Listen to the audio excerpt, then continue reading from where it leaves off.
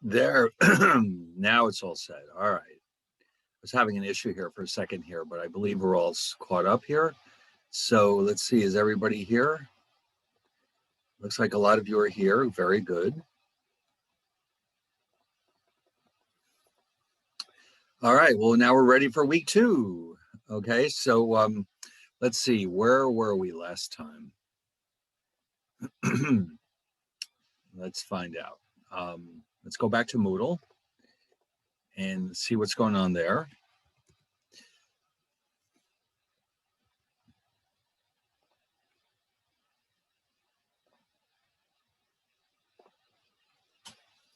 All right, so we just barely started chapter 3. We're done with 2. We just started 3. We actually have one more video to watch today, which we'll get to in a little bit. And other than that, I guess we'll just get started here. So let me open up my own notes and we'll get to it. All right, so 3, oh, that's left over from my other class. How cool is that? The other class sort of thought it was cool, but nobody went so far as to say that they would create it or turn into a poster for their room. I don't know. I think that's pretty nice. What do you think? Well, that's great. That's it great. Is cool. Looks Yes. really cool.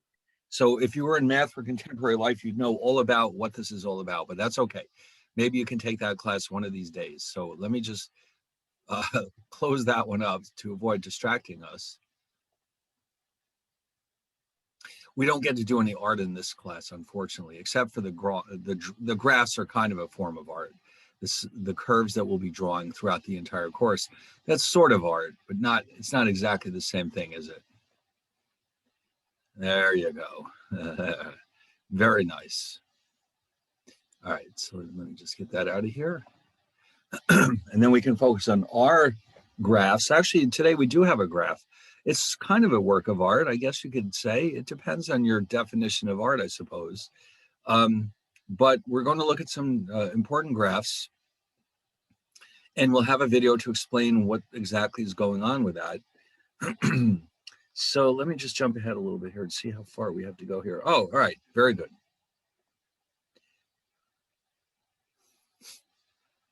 Oh boy. Well, I wish I knew what that was. Class group chat on Instagram. I thought Instagram was just for pictures. Oh, you see, I'm old enough definitely to be technology challenged. How does that work? Does anyone want to tell me what that is? No, is it a secret? Basically, you can message people on the side, and you can also create a group of people. I think it's up to like 50 or something like that, people in a chat. Oh, and this is on Instagram? Yeah. Yeah, you can do it on Instagram. It's one of the platforms for it. Really? I mean, I've used it for pictures, but I didn't notice any options to put in chats. But do you have an Instagram? I do. So if you go to your direct messages, you can like, Uh-huh. send someone a message. All right, let's see. Hold on. I'm in Instagram right now. What am I supposed to be looking at? Hey, what's your Instagram? I'll send you a message. We can test it out. Oh, you did. Wait. Wow. I don't know. I'm just seeing pictures. Hey, what's your Instagram? It's, oh, let me write it in here so you can see it.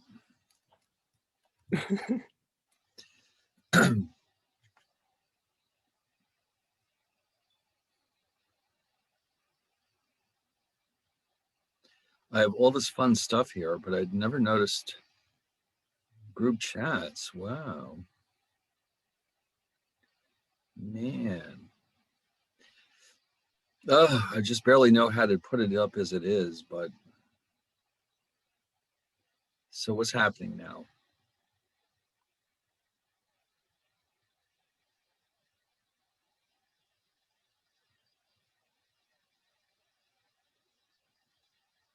You take very nice pictures, Professor. Why, thank you. I am very careful with them. I don't just randomly snap a bunch of stuff. I actually edit them first before they go in there to make sure they look nice. And it's, you know, you can tell this is all stuff that happens on my various travels. So what's going on with that message? I'm not seeing it. Oh, do you have do you know your Instagram username? Yeah, I just typed it in right here, Dr. ACA. Oh, wait, let me see. So are you on the home page, Professor? I'm looking at it as we speak. So if you swipe to the left, you should enter your direct messages. Oh, let's see.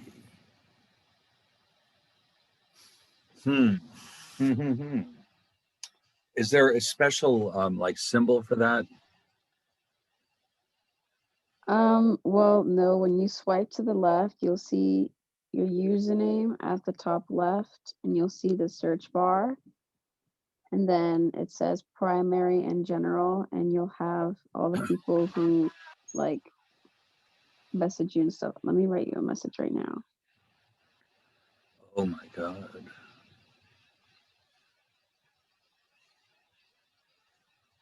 Wow.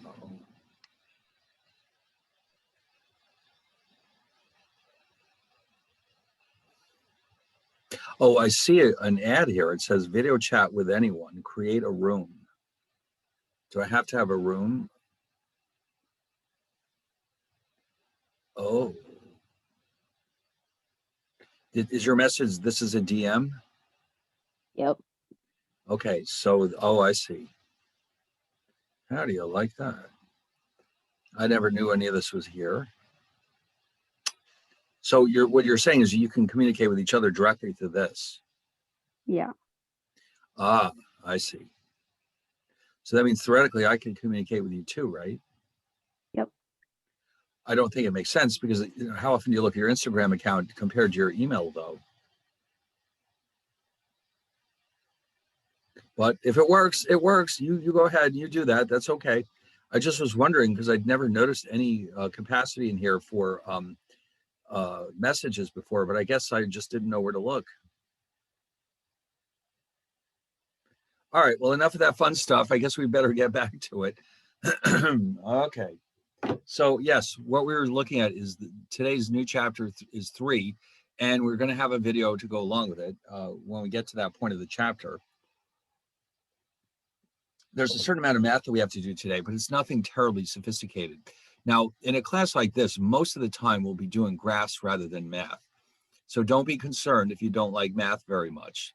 But I think everybody can agree that they like to draw graphs. And so this is one of those cases where that will come in very handy. But of course, we have to understand what the graph is telling us. Now, this topic that we're looking at here is actually something that overlaps between macro and micro. If you've already had micro, you might have run into this before. So, but it's a good review, even if that's the case. All right. Oh, you're okay. I see why that's there. Okay. All right. So first of all, we already know that resources are scarce. So obviously we have to allocate them as efficiently as possible in order to maximize the output of goods and services and maximize our standards of living. So we're going to assume that two given products, we're going to keep this simple or look at 2 products at a time.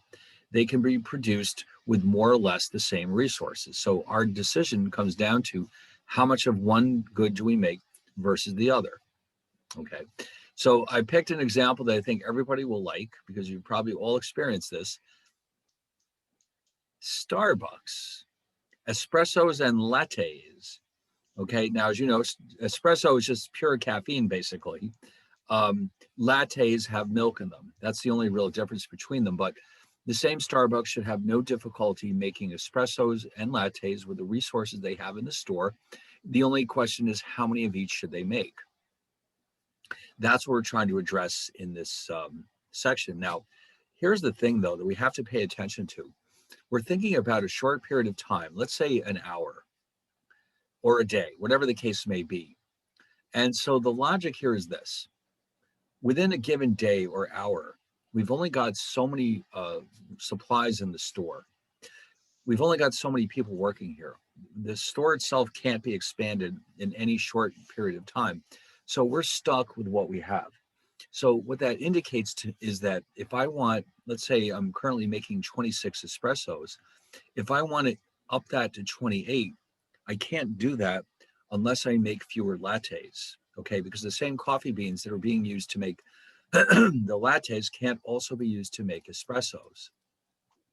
So there's a direct trade-off between the two of them. In the long run, when we have time, if the store keeps increasing their sales of both products, they can hire more workers, they can get more equipment, they can buy more supplies, and then they can make more of both. But in the short run, we have to choose one or the other. We have to have some combination of both.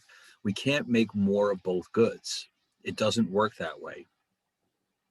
So what we're going to do is see how we can understand how to decide how much of each one to produce, given that more of one means we have to have less of the other.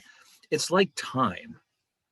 How many hours a day do you have available to you? Oh, I throw a curveball out there at you. How many hours a day? 12. 24. Okay.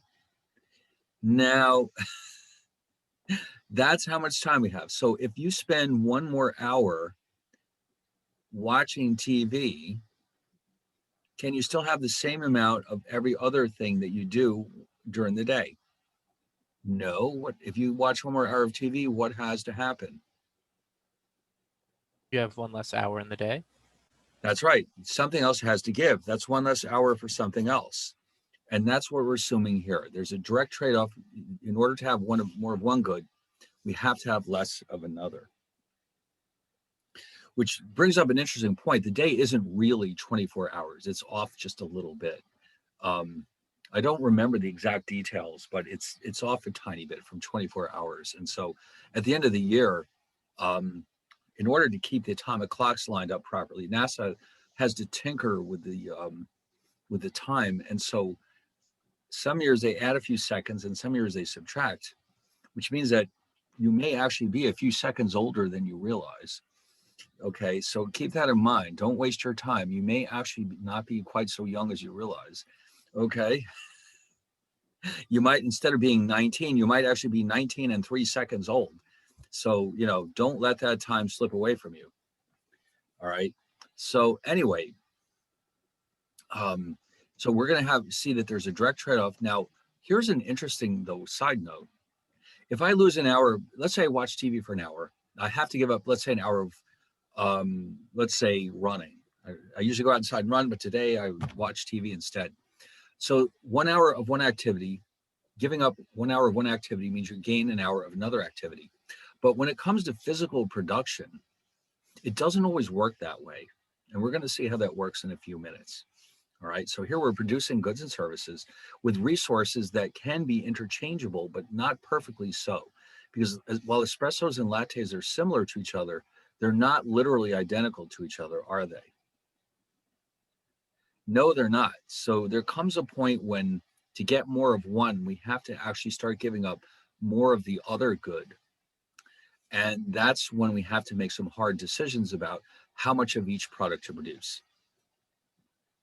All right, now with all that being said, the curve that we're about to look at, or this graph, is called a production possibilities frontier, which we will from now on refer to as the PPF. All right, and what does it show? It shows how much of each good we can produce with the same resources. Now, we'll start with a chart, and you can see that we can have, if we only make espressos, we'll have 28. If we only have lattes, we'll have 30. And we can have all these other combinations in between. And of course, as you notice, as we go down this direction, less espressos translates into more lattes. As we go in this direction, more espressos means we give up lattes. This way. All right, so here's the graph. Now, all the points I showed you in this chart are on this graph. So this is the PPF, and you notice it's a curve. It's not a straight line, it's a curve, and we'll see why that's so important in a few minutes. So we're going to make a very important assumption here. All points in the curve, on the curve, are points of what we're going to call of, hold on a second, maximum efficiency.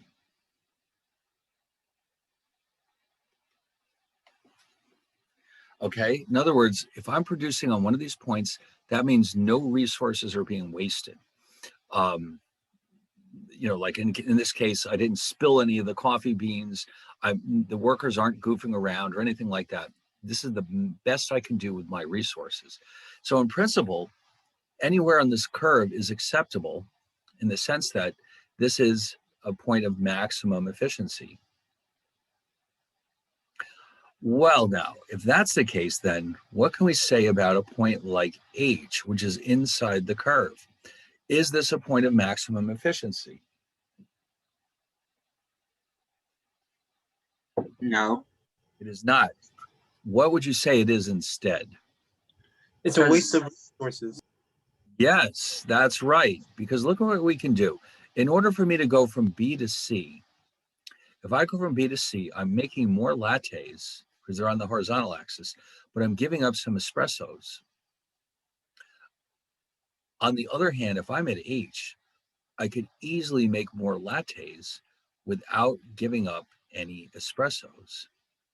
Or I can make more espressos without giving up any lattes. And that means I must be wasting resources if this is true. So all these interior points, not just H, all of them, represent points of inefficient production. Yeah, that's fine. I had it right the first time. Inefficient production.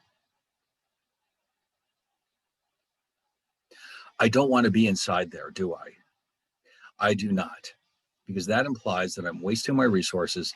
And guess what? As a manufacturer of this product, my profits will be lower as a result. On the other hand, what about this point I? That looks like a great place for us to be. Look at that. You can have more lattes than B without giving up any espressos, and you can have more espressos than I without sacrificing any lattes. So why don't we just go up here? We would have to hire more people or get different machines. That's right.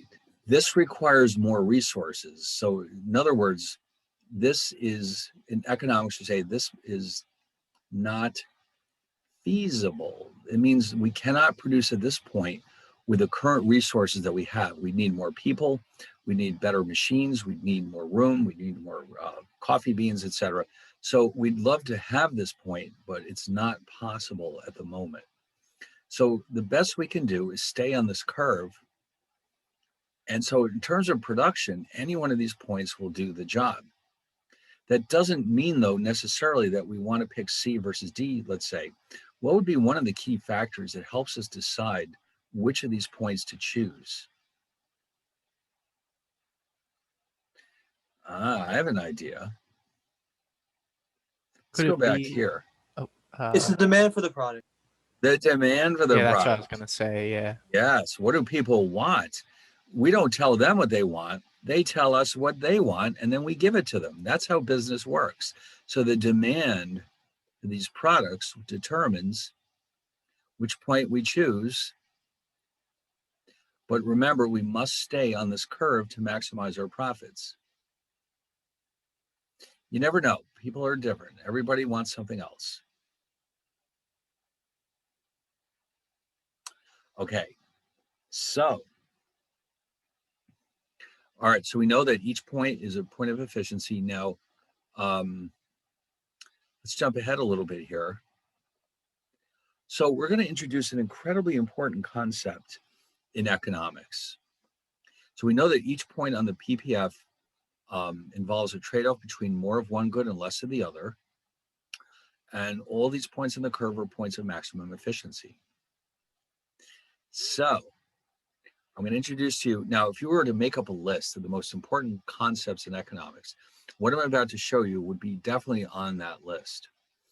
This is the notion of what we call opportunity cost. Now, given that resources are scarce, in order to choose one thing, like watching TV or producing 8 espressos, we have to give up something else. And the value of that something else is known as the opportunity cost. So it equals the value, the best alternative choice that has been sacrificed. So let me throw a couple of simple examples in there for this.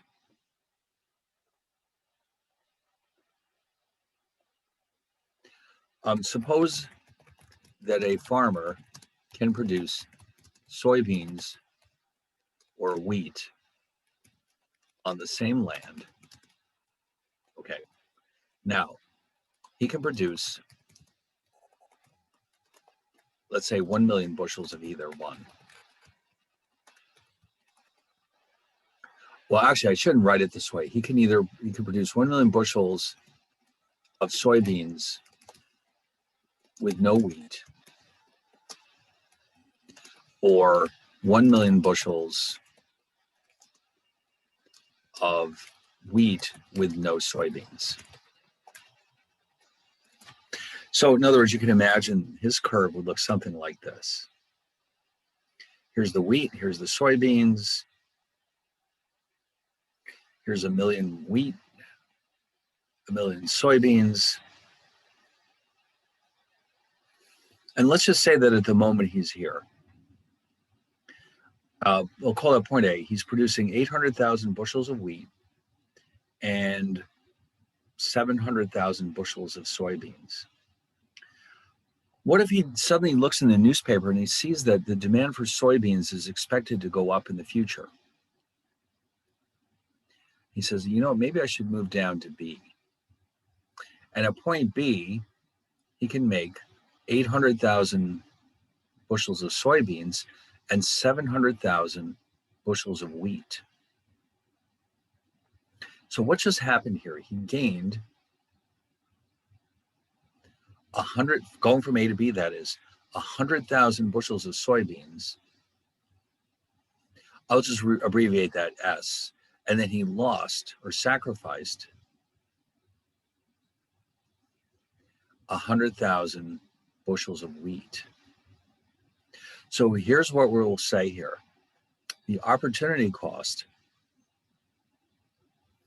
of 100,000 bushels of soybeans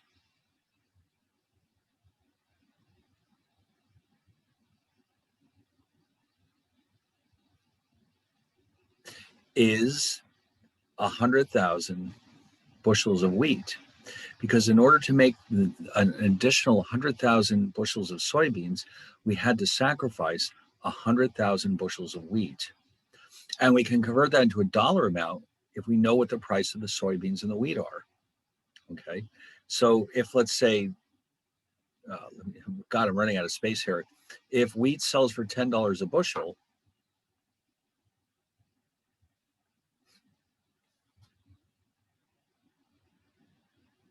let's say, yeah, to keep it simple, let's say wheat sells for $10 a bushel. What does that tell us about our opportunity cost here?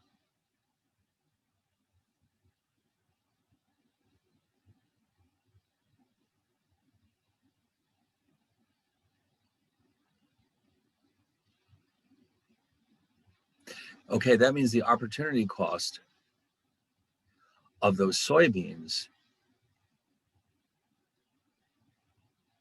remember, we're growing an extra 100,000 soybeans, would be $1 million, because we now gave up the opportunity to grow 100,000 bushels of wheat at $10 each. So what does that suggest to you about the value of the soybeans that we're gaining?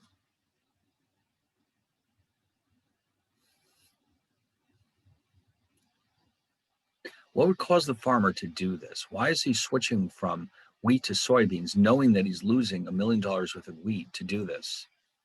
It would have to be worth more than $1 million. That's right. It would make no sense unless those soybeans were worth more than $1 million. Okay. And let's say for some reason, all of a sudden the price of soybeans went up very dramatically. Of course, he's going to want to grow more soybeans and less wheat.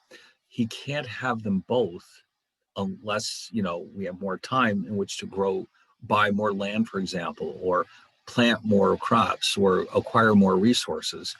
In the short run, we're stuck with what we have. And so in order to have more soybeans, he has to give up wheat. Now, here's an example that we always use in economics classes. I think you'll find this interesting. Opportunity costs can apply to time as well. Okay, so the opportunity cost, well, first things first, the cost of attending college includes tuition, room and board, food, et cetera, books, and it can get very pricey. In order to go to school, somebody has a right to write a check to the school, don't they? So since, this is referred to, this type of expense or cost is known as an explicit cost because it comes out of your pocket or somebody's pocket. Okay, the opportunity cost of attending college is the value of whatever you could have earned by working instead of going to school. So in other words, imagine you decided, you know what, I don't think I should go to college. I'll tell you what, let me go get a job at Staples instead. And let's just say, suppose you could have earned $25,000 a year working at Starbucks or whatever, let's say Starbucks. What is the opportunity cost of college? 4 years, that is. Well, that would be 4 times 25,000 equals $100,000. So in other words, the money you pay to go to school is an explicit cost. It comes out of your pocket, but you also sacrifice the opportunity to work and earn a salary for those 4 years. Whatever amount you could have earned is going to be considered the opportunity cost. Now, since very few people do this, most people go straight on to college after high school. What does that tell you about the value of college compared to what you're earning at Starbucks?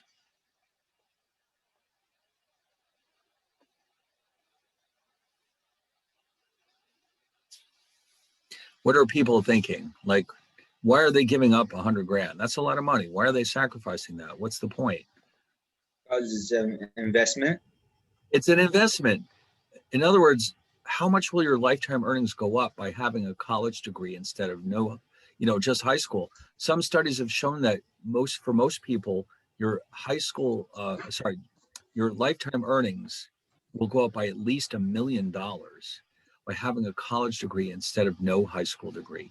So you're trading off 100 grand plus whatever you have to pay in student loans for at least $1 million extra spread out throughout your lifetime. And so for most people, that's the best choice. Okay.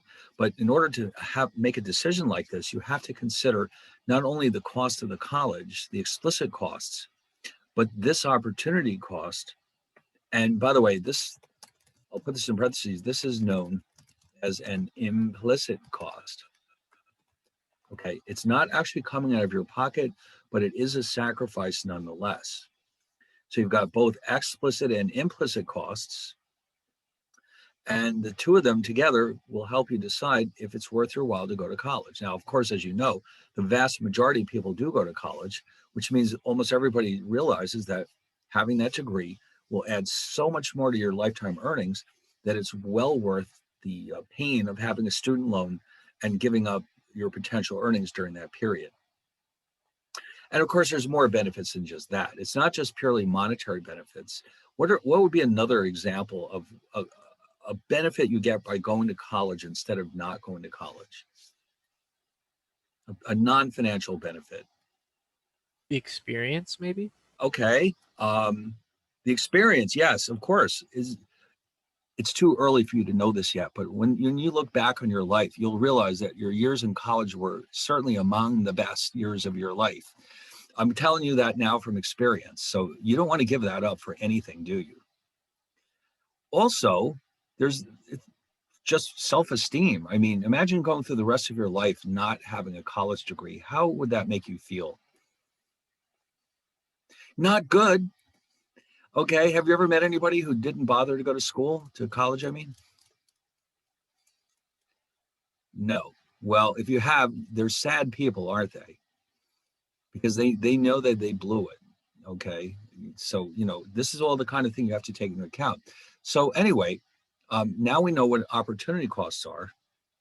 So going back to the farmer, the farmer's opportunity costs are easy to measure because it's in terms of crops and the dollar value of the crops. For college, it's easy up to a point, like the $100,000 you sacrificed in salary, but there's more to it than just that. Okay, so it's every choice you make, by the way, this is something you see all the time in economics. Every decision you make comes down to an analysis of what are called costs and benefits. Okay, this is called cost-benefit analysis. And you know that without even realizing it, you do this every time you make a choice. Costs, what's the cost of this decision? What's the benefit? Everything you do. So for example, even if you decide to spend $5 on a pizza instead of a burger, that has to come down to cost-benefit analysis. You have to ask yourself which one gives you the most satisfaction for your $5. It matters a great deal because you do not have an unlimited amount of money, do you? You do not. Okay, so you have to choose. And so this comes down to what we're going to call cost-benefit analysis. Now, for here, we're going to actually calculate the opportunity costs of making more lattes versus less espressos. And you'll see that the calculations are a little involved, but they give us a lot of important insights. All right. Oh, hold on a second. Okay, so let's look at this curve one more time. So here's what I've done. Here's the graph. And you know what? I'm not sure if it's possible for me to keep the chart showing at all times here. Let me see what I can do.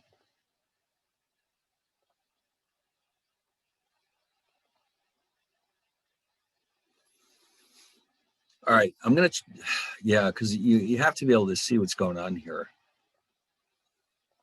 I would like to make it possible for these both to be visible at the same time.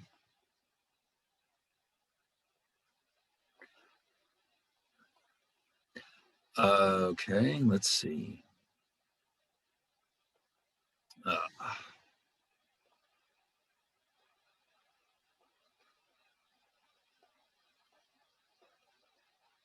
That's not so bad. Can everyone read that? All right, so suppose that I find myself at point D. All right, what if we've decided that we want to make more lattes? There's more customers asking for lattes. So that means we're going to move from point D to E. So what's happened, and I've got it summarized here as well, by the way.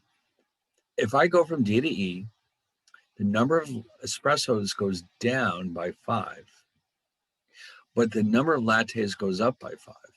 Okay, so espressos minus 5. Oh, it's right here. And lattes plus 5. So what is now the opportunity cost of each extra latte that we just produced? So we're going to calculate it in the following way. We always have in our calculations, whatever was sacrificed goes in the numerator. And whatever was gained goes in the denominator. So here we lost 5 espressos in order to pick up 5 more lattes. And that means the opportunity cost of each latte is 1 espresso. All right, now, what if we decide now to do the opposite? What if we started at E and we worked it backwards to D? All right, so we start at E, and then we move back to D. This is the opposite situation because now I'm making more espressos and fewer lattes because the customers are asking for them. So this time it's the espressos that are going up by 5 and the lattes that are going down by 5. So when I calculate the opportunity cost of making more espressos, the numerator is how many lattes did I give up? The denominator is how many espressos did I gain? And that ratio is 1. 1 latte is gained for each espresso that I've, 1 latte is sacrificed for each espresso that I've gained.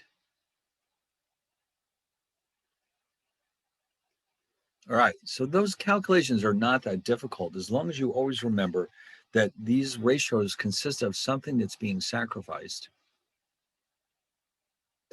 divided by something that's being gained. Now, what happens if I move to a different part of the curve? By the way, the book that we're using sometimes uses the words marginal cost equivalently to opportunity cost. I don't really know why, but throughout the book, when they say the words marginal cost, it's the same thing as opportunity cost. So just be aware of that.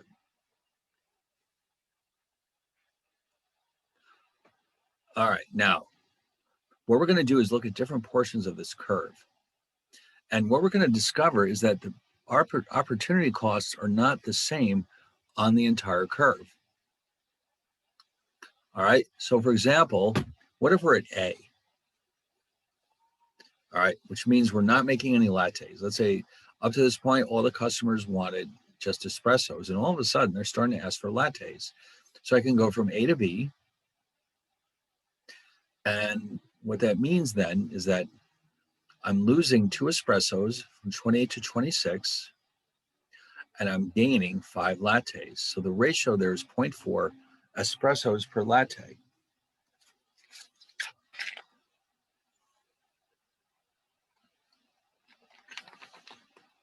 By the way, if you're mathematically inclined, what we're actually calculating here is the slope of the curve between those 2 points, which leads us up to an interesting question.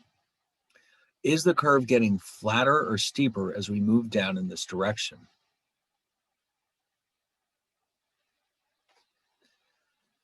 It's getting flatter.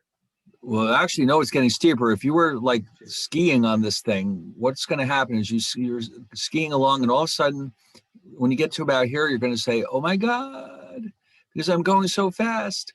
It's getting steeper. It's like, have you ever seen any of those shows on TV, like The World's Dumbest This and The World's Dumbest That? They have videos about people doing foolish things. And it's not that unusual to find people who try to like slide down a hill or something or do something ridiculous, not having any idea what's at the bottom. Oh, you must have seen some of those shows. Anyway, so it's getting steeper, which implies that the slope, so as more lattes produced, meaning we're moving in this direction, the curve gets steeper, where the slope increases. And you know what that means? The opportunity cost rises. So we're going to prove it now. Between these 2 points, we just showed that the opportunity cost was 0.4. If I now go from B to C, it should go up. Let's see how much more it goes up. All right, from B to C. Now remember, here's B, here's C. I'm going down. I'm giving up more espressos to gain lattes. So look what happened. I lost 3 espressos when I made 5 new lattes. And just as we predicted, Whereas before the opportunity cost was 0.4, now it's 0.6. Interesting. So what do you suppose is going to happen if I go from C to D now? Is the curve getting steeper? Yes. Is the slope getting bigger? Yes. That tells me that if I go from C to D now, the opportunity cost should go up even higher. And in fact, look at that. All right. So remember, we had 0.4, 0.6, and now between C and D, this opportunity cost is 0.8. Well, you can see the pattern that's emerging. If I go from D to E now, what do you suppose is going to happen to that opportunity cost? It's going to increase. Yes. Okay. And so this time, I see. I just filled in the rest of them for you. Okay. Yes, it goes up to 1 and then to 1.2 and then to 1.4. So as we make, and remember in the book, they're calling this marginal. It's the same thing as opportunity. In this direction, we're making more lattes, we're sacrificing espressos. And so what this means is each latte that I gain translates into a loss of this many espressos, and it just keeps going up and up and up. Now, there's going to come a point where we don't want to keep sacrificing more and more espressos. That will ultimately depend on the price of the espressos versus the lattes. But for example, what if they sell for the same price? Then there's never going to come a time when I'm willing to give up 1.2 espressos to gain one more latte, because then I'm actually losing money. All right, so I might refuse to go past this point if they sell for the same price. All right, now everything we did up to this point was assuming that we were going down the curve. In other words, making more lattes. Does this work in the opposite direction? Well, let's find out. We're going to start at the bottom, point G, which is right here. I see it. Oh my God, there's no curve here. Let me just see if I can sketch it in there. We're down here right now. We're moving up in this direction. These are the espressos. These are the lattes.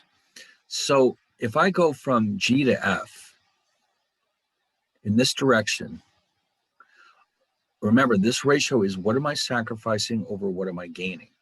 So I'm giving up 5 lattes to gain 8 espressos.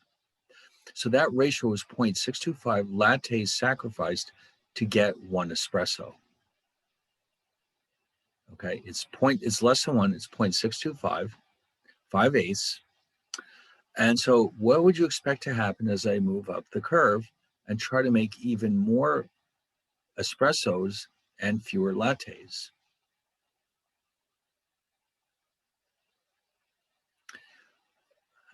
Okay, well, let's find out. It will. Yes, that's an important insight. Opportunity costs will increase no matter which good we're making more of. So let's find out what it is. So if I go up from F to E, I'm gaining 6 espressos and I'm giving up 5 lattes. That ratio is 0.833. So let's see if I can draw this properly. Here's G, here's F, here's E. So between these 2 points, I was at 625. Now I'm at 833. So now imagine I go up to D. Am I going to increase my opportunity costs? Let's find out. Of course, now it's jumped all the way up to 1. Okay, so to get back to D, man, these opportunity costs are getting steep. And so either way, no matter which direction we're moving in, in this case, I'm going from the bottom of the curve, which is G, all the way up to the top of the curve, which is A. Either way,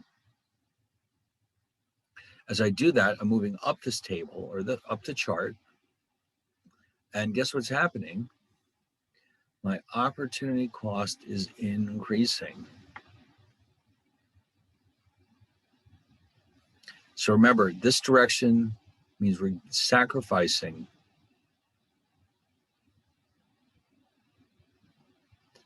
lattes to get more espressos.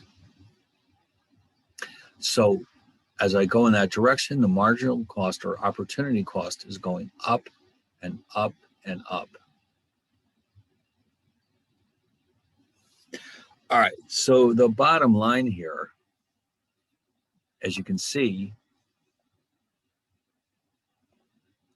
is the following. When this curve is flat, curved rather,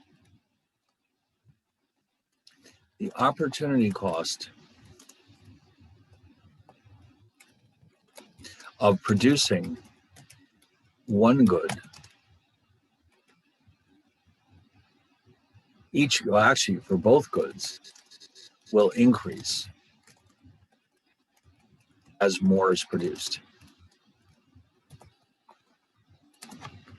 Okay, now I just want to mention this too. If the PPF is a straight line though, which we'll see an example of this in a bit, the opportunity cost will remain the same no matter how much of each good is produced.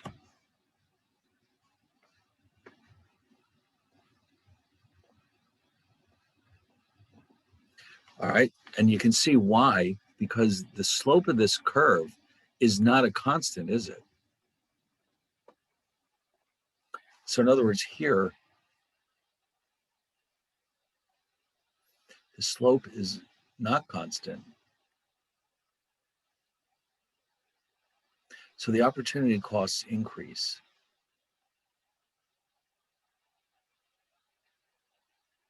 With a straight line PPF, something like this, the slope is constant. And therefore your opportunity costs are a constant. And this is what I alluded to before when I mentioned that example about time. So suppose that your two favorite activities in the world are TV and eating.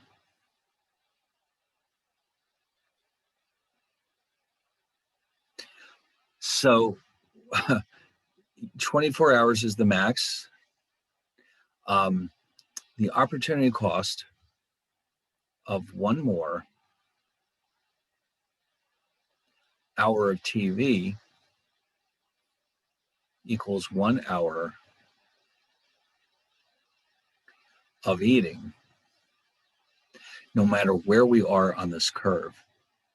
Okay, so like, for example, there are points on here like 21 and 3 and 20 and 4. So in order for me to go from, let's say, A to B,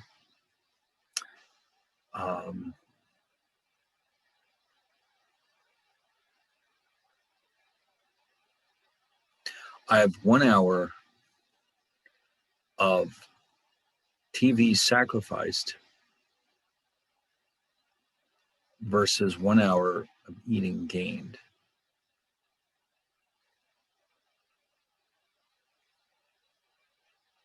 And that ratio will always be 1 to 1, no matter where we are in this curve. And even if I'm going backwards from B to A, it's the same thing. The ratio will be flipped over, but it's still going to equal 1. So therefore, the opportunity cost of 1 more hour of eating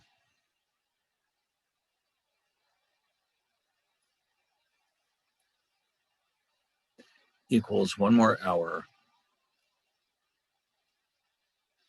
of TV.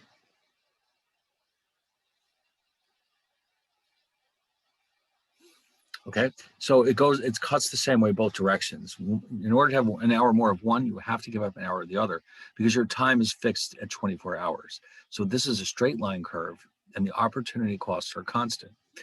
Most of the time in the real world though, you're going to get these curves and that means that opportunity costs are increasing. And so what is one of the implications of this? Since the opportunity costs of production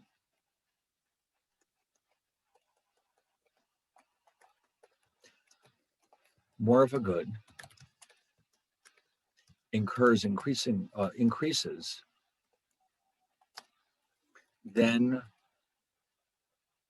producers will have to charge a higher price to produce more of a product. Right? In other words, if you want more of a good, you can have it, but you'll have to expect to pay a higher price for it because these opportunity costs are increasing. To make more and more of a product, we have to sacrifice more and more of something else. And so that's why, let's face it, the products are being produced at a certain cost. If we want more of that product, we have to be prepared to pay for it. All right. So now with all that being said, now that we know how to calculate opportunity costs, we're going to apply it to the international sphere. We're going to be looking at international trade, which, it's a fairly advanced topic, but everybody knows that, let's face it, the majority of the products that you have right now, if you looked around your room right now, you'd probably find that most of those products you have were not made in the United States. Like that TV I see back there. Where do you suppose that came from? At least some of it was probably made in China or India or another foreign country, Singapore maybe. Some of it may have been made in the United States, but much of it was not. Or like your laptop. What proportion of that was built in the United States, you think? Well, it's not the majority of it, that's for sure. Why is that happening? Why wouldn't Apple just build it all in the United States? What's going on there? Some countries are more efficient at producing certain parts than others. Exactly. And another thing, now think about this. Most of the clothes that we have were made in countries like China and India. What did those two countries have in common with each other? They have a really big population. Yes. And so what does that say about the wages that they're probably earning? Probably very small wages. Compared to the United States. Exactly. So clothes, while yes, machinery gets better all the time, there's still a certain amount of labor, a certain amount of labor that has to be done by hand to make clothes. And so therefore, it becomes too expensive to make clothes in the United States. And therefore, we buy them from foreign countries. So any product that requires a lot of labor is probably going to be imported from another country. But at the same time, though, what kind of products would we probably be selling to the rest of the world? Where are we good? I mean, our labor is very expensive, but where is one of our big advantages? Technology. Technology, that's right. So when you see everybody in the world walking around with an iPhone in their pocket, that came from the good old USA, didn't it? Yes, although even then, some of it was probably built in China, but a lot of it was built here. Any aspects of it that need to be done by hand are probably not going to be made here. Also, some of the raw materials, there's a lot of specialized like metals in there that are hard to find in the US, and they may have been purchased somewhere else. But remember, Apple is a profit-making company. What is their job? I mean, you're a company, you're any company. What is your job? What is your number one top priority? Making profit. That's right, making profit. You cannot survive without profits. You can give money to charity if you want. You can be, doing all these wonderful things, but the bottom line is you'd better be making profits. Otherwise, what will happen to you? You will disappear, basically. That's right. You close the doors. You're going to go out of business without those profits. And can they maximize their profits? By minimizing the cost of producing their products. Okay. So they're looking for every opportunity to make their products as cheaply as possible. If that means having their laptops built in 10 different countries, well, then that's the way it's going to go. Some parts of it may have been built in Singapore. Some of them may have been built in China.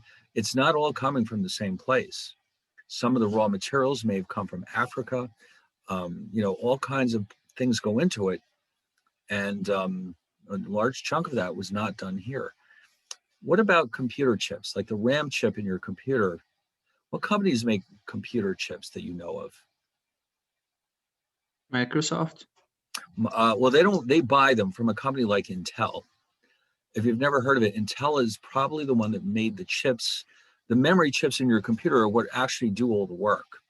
And those may have come from Intel, which is based in Southern California.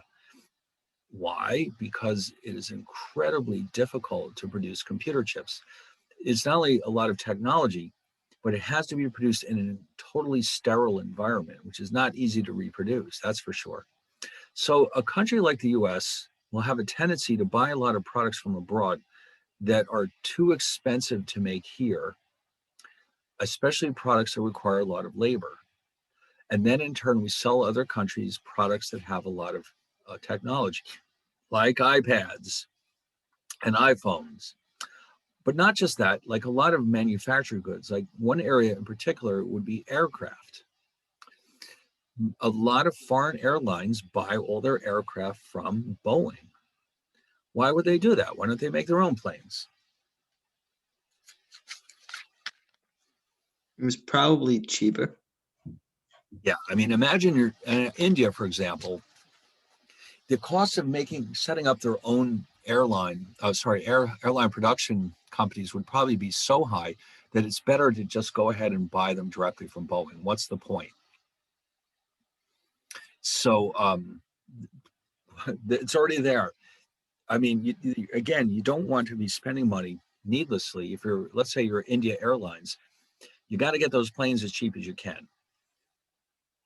If it would cost you twice as much to build them yourself as to buy them from Boeing, well, then you're going to buy them from Boeing. Okay. So then that's just the way it is. So anyway, what we're going to be looking at here is using this PPF concept and opportunity costs. We're going to try to explain why and how countries trade with each other and what types of products do they tend to trade with each other. You all know that there's a lot of trade going on in the world, more so than ever before. And so the US is notorious for buying a lot more foreign products than we sell to them. And so does anyone know the name of that situation when we buy more foreign goods than they buy American goods? It's called a trade deficit. That's it, a trade deficit. Does the US typically have a trade deficit every year? Yes, in fact, so much so. I'm going to create a new poll. We haven't had a poll today. This will be a fun poll.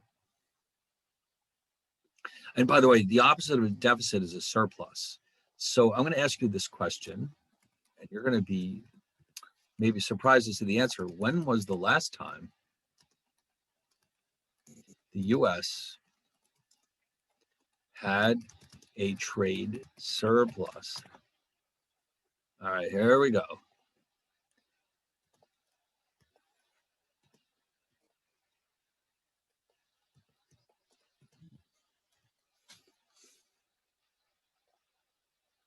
Whoops. Uh-oh, I think I lost my work. Oh, crap.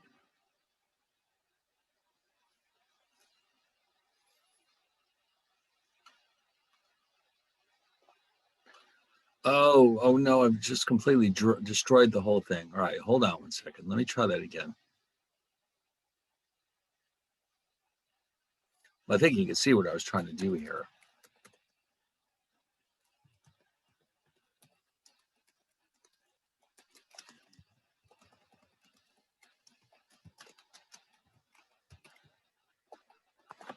All right, let's give that another shot.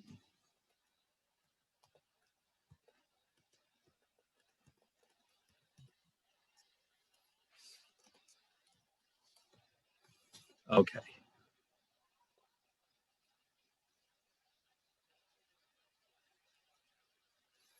And so now let's do it.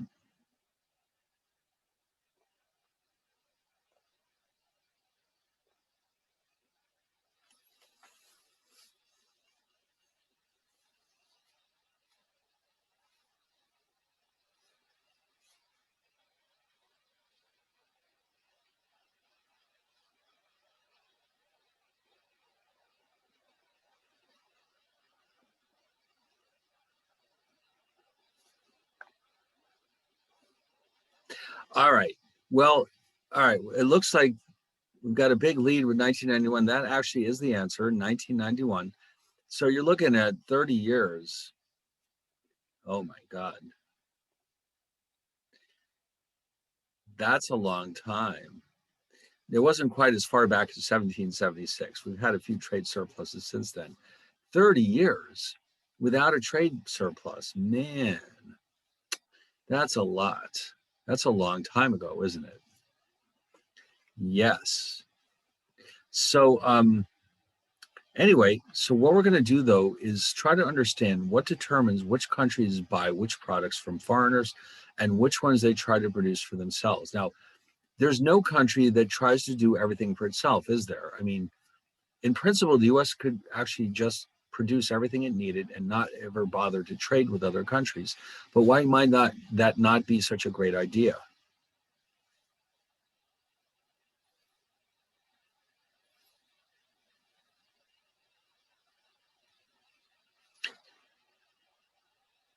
What if the US one day said, that's it, from now on, no more trade with the rest of the world? Would that be helpful or harmful? It'd be. I think it will. Yeah, go ahead. Sorry, you could go. I mean, you can go. All right. Oh, we're being polite today. All right, no, I'll randomly pick on John to go first. It'd be harmful, right? Stop trading? Yeah, Because then we wouldn't really get as many products as we need for like lower prices, I assume. Like, we get clothes for a certain price that's smaller, but if we no longer did that, then I guess it would be harder for us to get clothes. That's just a shot in the ballpark. how about Maya? How do you pronounce your name? Maya Dead? Maya? It's Moyed. Moyed. Okay, sorry, go ahead. I think it will decrease the economy. Because? That because you know what is not as much product in the market as it's supposed to be.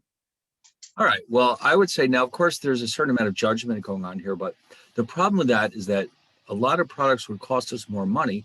And for a lot of products, there would be a smaller market to sell our products to. So in other words, Boeing would lose a lot of its customers, and we would pay a lot more money for our coffee and our clothes and a lot of other good things that we take for granted on a daily basis. In fact, a country trying to not trade would be like an individual trying to do everything for themselves. Like imagine yourself saying one day, I want to be completely self-sufficient. I'm going to grow my own food. Why wouldn't that be such a smart move? It would take up the time that you have in the day to work or do something that you're better at. Exactly. In other words, imagine I'm a lawyer and I'm out there planting a garden half the day. Is that going to make sense to anyone? No, because what I do is worth a lot more than the savings that I get from growing my own carrots. So the same thing happens with countries.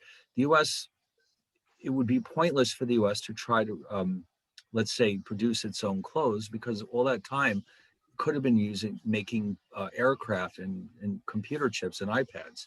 So, but the idea here is that countries, what they ideally want to do is focus on what they're good at and sell that product to other countries in exchange for the things that they're not so good at. It's like coffee. Have you ever noticed most of the coffee we have is coming from foreign countries? Not all of it. Why? What do you know about coffee? What does it take to grow coffee? I think because other countries have a better quality. The weather and the soil is better suited for coffee. Now, coffee does grow very well in Hawaii, but that's really the only part of the country that is well suited for coffee.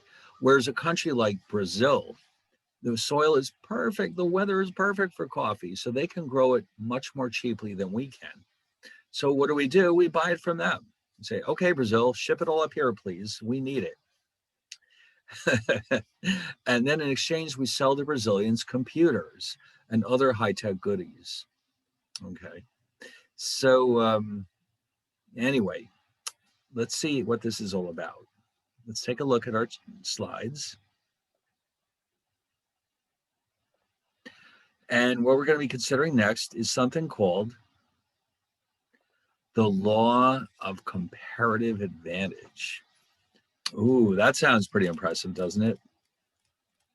So in a nutshell, comparative advantage is a situation where each country is best at certain things and not so good at other things. And so their job is to focus on what they're good at and just produce those goods and then get the rest from foreign countries. All right. Now, this is a very, and I mean very brief history of the international trade theory over the last few centuries and how thinking about this has evolved over time. We started out in the, let's say, 1600s with a philosophy known as mercantilism, which gave way to the concept of absolute advantage. And this appeared in a book by Adam Smith, which you may have heard of his name before. We'll get to him in a minute. And then that was followed up by what was supposed to be an extension of absolute advantage called comparative advantage by a writer named David Ricardo. So let's look at mercantilism. In this philosophy, now remember, this is the time when most of the Western European countries were busy colonizing North and South America. What were they trying to accomplish? Well, they were trying to find products that were difficult to find at home, especially spices. You'd be surprised to learn that spices at that point in time were incredibly expensive, and they didn't grow particularly well in Western Europe. So, like pepper, for example, there was a time when pepper was more expensive than gold. Why? Because it was so hard to find it, and because pepper has an actual use. At a time when there was no refrigeration, pepper could be used to preserve food. And so the search for spices was one of the main driving forces behind all of this colonization. In fact, there were several wars between these countries over the control of the spice trade. Has anyone here ever been to Salem, Massachusetts? What are they famous for? Oh no, the witch trials. The witch trials. Yeah. That's right. But I'll tell you what's interesting about that. The witch trials were in the 1600s. About 100 years later, Salem was actually the largest seaport in the United States. And a lot of their ships were sent out to the Far East to find spices. And so Salem became one of the wealthiest cities in the country because they were very successful at the spice trade. Okay, so besides the witch trials, they're well known for being, at least for a while, one of the richest cities in the country because of the spice trade. All right. Anyway, but at this point in time, the idea was that countries saw trade as an extension of foreign diplomacy. In other words, they thought that trading with another country would help themselves while taking advantage of their trading partners. They were trying to become wealthy at the expense of their trading partners because at that point in time, most countries were on the gold standard. And if you had a trade surplus with another country, that means they had to pay you with their gold. And you would then turn around and use that gold to build up your armies and navies and conquer more territories. So it was an extension of warfare by another means. Now, Adam Smith came along and said, listen, and by the way, this is the most famous book ever written in the history of economics. 1776, The Wealth of Nations. Has anyone here ever heard of it before? Okay, don't forget that name, The Wealth of Nations, Adam Smith. Adam Smith wrote this enormous volume, which covers a lot of different topics. But one of them was where he explained how trade will not take place unless both sides think they're benefiting from it. In other words, you can't really exploit your other countries because they won't trade with you if you think they're taking advantage of you. Okay? So in other words, it's not going to happen unless both countries benefit. So therefore, why don't we do this? Why don't we all agree among ourselves that we'll each focus on what we produce well and just trade that with each other for the things we're not so good at? So we came up with this idea of absolute advantage. Now, this is the one great quote from the book. And it's a little wordy, but you get the point of it. If a foreign country can supply us with a commodity cheaper than we ourselves can make it, better buy it of them with some part of the produce of our own industry employed in a way in which we have some advantage. Which is sort of a roundabout way of saying we'll trade to them what we're good at and we'll buy back from them what we're not so good at. You can see the writing here is very, very formal, but this turned out to be a huge bestseller at a time when books were horribly expensive in real terms. I mean, people don't think about this, but the cost of printing a book was unbelievably expensive until fairly recently. So having a book meant you were doing very, very well. So in spite of that, this sold a lot of copies, and it turned out to be one of the most important developments in economic history. And he came up with this idea of what we will now call absolute advantage, which means a country has an absolute advantage if it can produce that good more efficiently than other countries. It's just as simple as that, like the US making aircraft, like China making textiles. Certain countries are just good at certain things, or France making wine, for example. If that's what you're good at, then you're said to have an absolute advantage. For example, let's assume that Brazil is able to produce coffee more efficiently than Switzerland, and Switzerland is able to produce chocolate more efficiently than Brazil. And that sounds about right too, doesn't it? Where in Switzerland could you ever grow coffee? I mean, really. So in this case, we say that Brazil has an absolute advantage in the production of coffee. Switzerland has the absolute advantage in the production of chocolate. So according to the principle of absolute advantage, Brazil should focus itself only on coffee and trade the surplus to Switzerland for chocolate. All right, there's no point in Brazil trying to make chocolate. There's no point in Switzerland trying to make coffee. They can each specialize and trade with each other. Now, the Mercantilists would have said, listen, Brazil, don't do that. Sell Switzerland coffee, but put tariffs or taxes on the import of chocolate and thereby run up a surplus, which means you'll acquire Switzerland's gold, and then you'll be able to go to war with them if you want to. So that's how the Mercantilists looked at these things. Now, along comes now David Ricardo, who's also an economist, comes along about 40 years later, let's say, than Adam Smith, and he writes this book called Political Principles of Political Economy and Taxation. And he creates this idea called comparative advantage, which is an extension of absolute advantage. Now, it turns out that what he's saying differently is this. A country is said to have a comparative advantage in a good if they can produce that good at a lower opportunity cost. All of a sudden that opportunity cost shows up again. And in that case, each country should specialize in the goods in which they have a comparative advantage, rather than being able to produce with the fewest resources. So he's extending Adam Smith to say, let's just focus on comparative advantage, which means that we have a lower opportunity cost.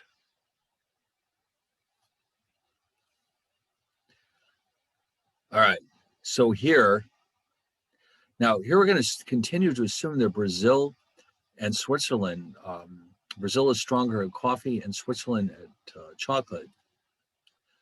But now we're going to allow for the possibility that, let's say Brazil can make both of them more efficiently. Whichever one Brazil is more efficient at, let's say Brazil can make twice as much chocolate but 10 times as much coffee, then Brazil would be said to have the comparative advantage in coffee, which means their advantage is greater in coffee than in chocolate. So then, because of that, David Ricardo would have said Brazil could still specialize in the coffee, but for different reasons.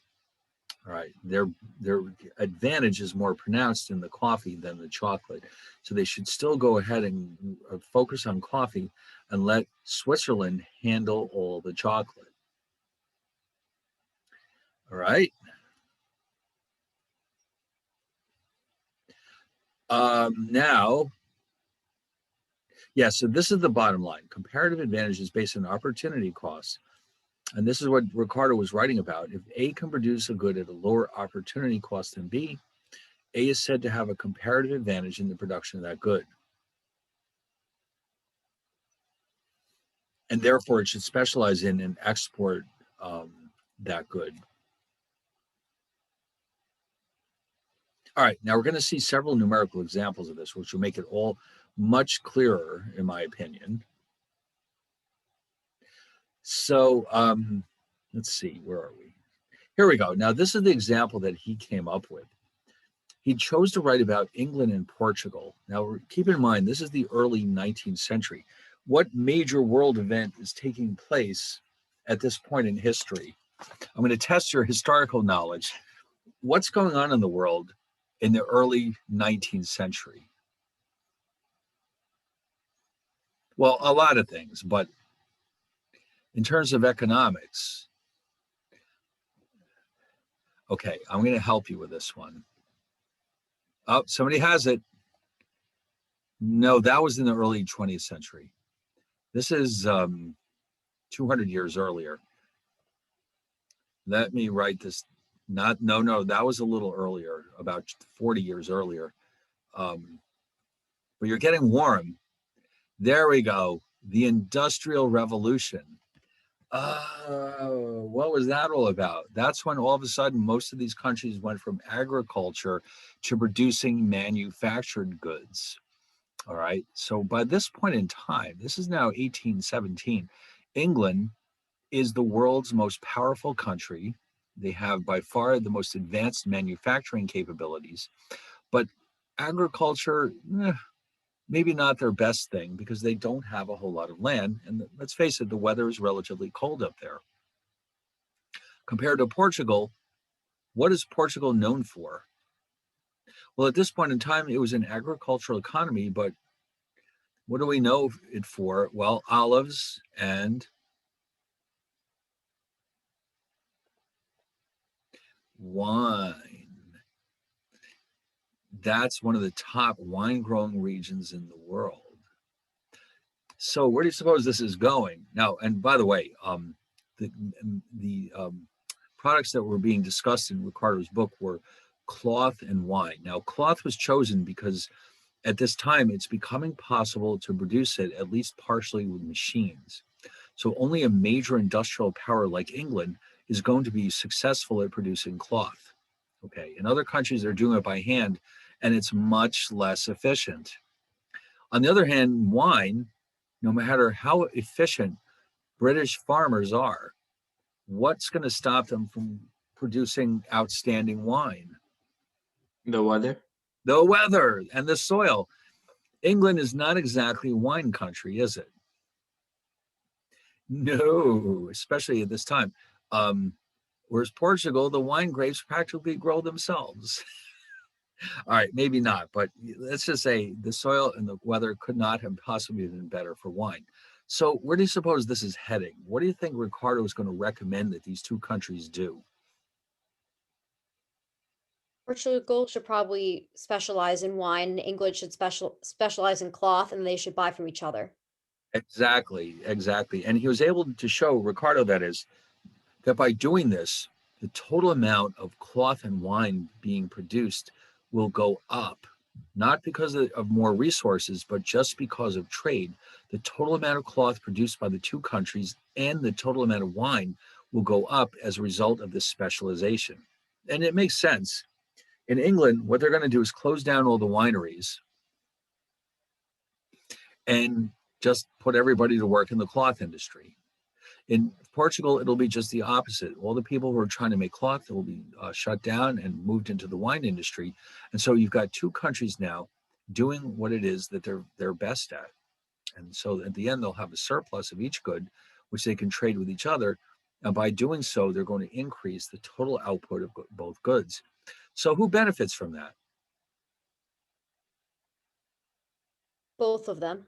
Both of them, exactly. The consumers in England and Portugal will have both more wine and cloth than they did before without any increase in resources.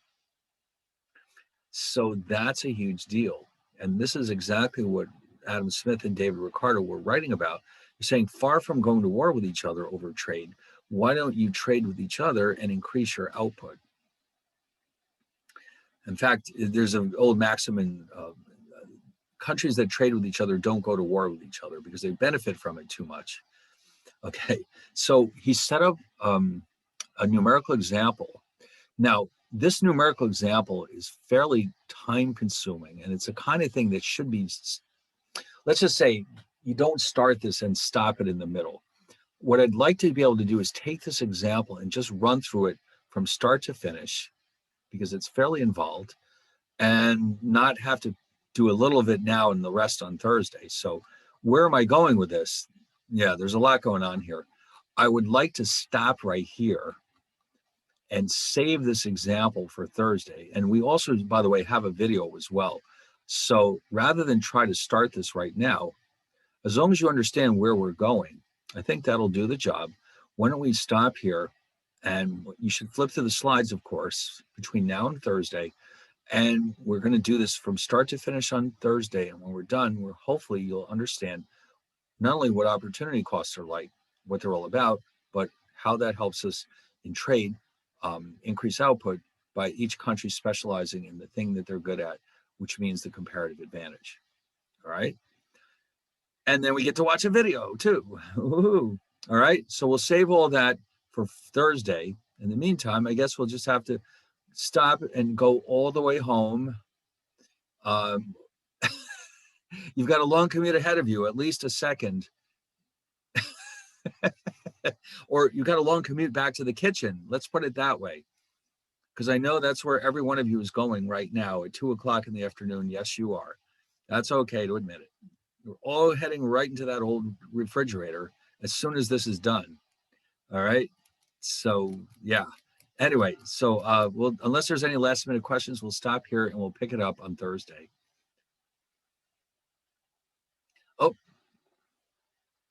Oh, the slides will be fine. I mean, I like this book, and it's easily, it's very readable, but you don't need it because all the notes are in the slides. All right. Anyway, so is that it? Nothing else?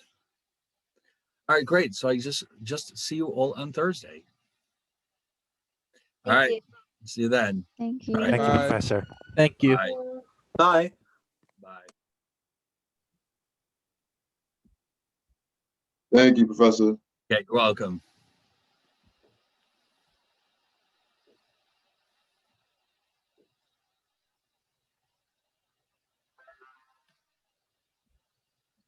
Professor